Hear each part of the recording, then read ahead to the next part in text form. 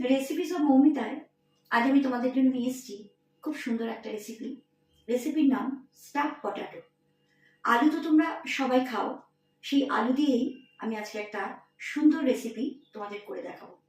তাহলে চলো শুরু করা যাক আজকের রেসিপি। বন্ধুরা, আমার রেসিপির জন্য যা যা লাগবে সেগুলো আমি আগে তোমাদের দেখিয়ে দিই। লাগছে আলু, জিরে গুঁড়ো, হলুদ গুঁড়ো, ধনে গুঁড়ো, লঙ্কা গুঁড়ো, কাশ্মীরি লাল মির্চ, গোটা গরম মশলা, এলাচ, দারচিনি, লবঙ্গ, আদা, কাঁচা লঙ্কা বাটা, কাজু বাদাম, কিশমিশ, কাজু বাদামগুলো আমি একটু কুচিয়ে নিয়েছি।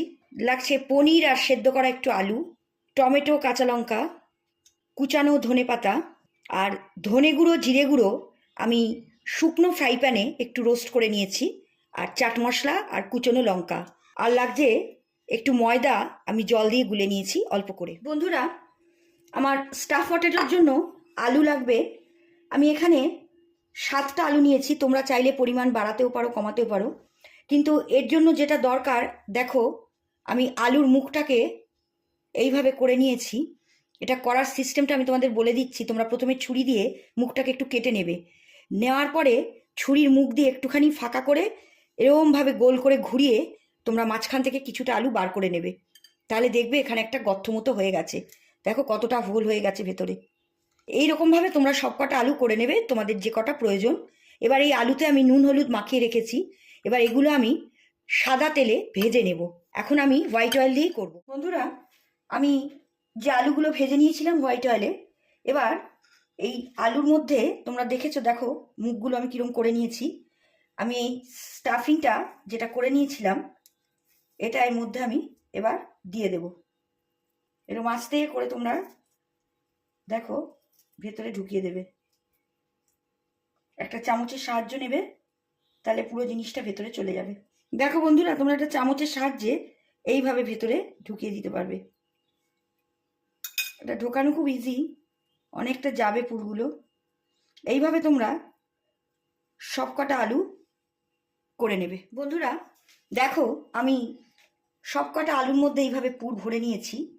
এবার যেখানে আমি একটা বাটিতে ময়দা আর জল গুলে রেখেছিলাম, ওর মধ্যে তোমরা শুধু মুখগুলোকে একটু লাগিয়ে নেবে, জাস্ট মুখগুলো এই লাগিয়ে একটু রেখে দেবে। বন্ধুরা, আমি গ্যাসের উপর একটা কড়াই বসিয়েছি, আমি মাস্টার্ড অয়েলে রান্নাটা করব। গ্যাসের ফ্লেমটা কিন্তু এখন আমি মিডিয়ামে রেখেছি। এবার আমি এর মধ্যে কিছু কিছু জিনিস অ্যাড করব। প্রথমেই আমি দেব গোটা গরম মশলা, এলাচ, দারচিনি, লবঙ্গ। এলাচের মুখটা তোমরা একটু ফাটিয়ে দেবে। এটা একটু গরম হলে,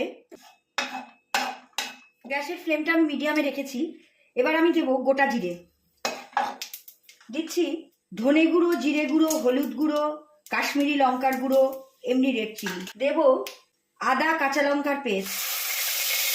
নুনটা তোমরা তোমাদের আন্দাজ মতো দেবে। দিচ্ছি চিনি, এটাও তোমরা তোমাদের আন্দাজ মতো দেবে। দিচ্ছি হাফ টমেটো। এবার সব দিয়ে গ্যাসের ফ্লেমটাকে মিডিয়ামে করে আমাকে এগুলো নাড়তে হবে।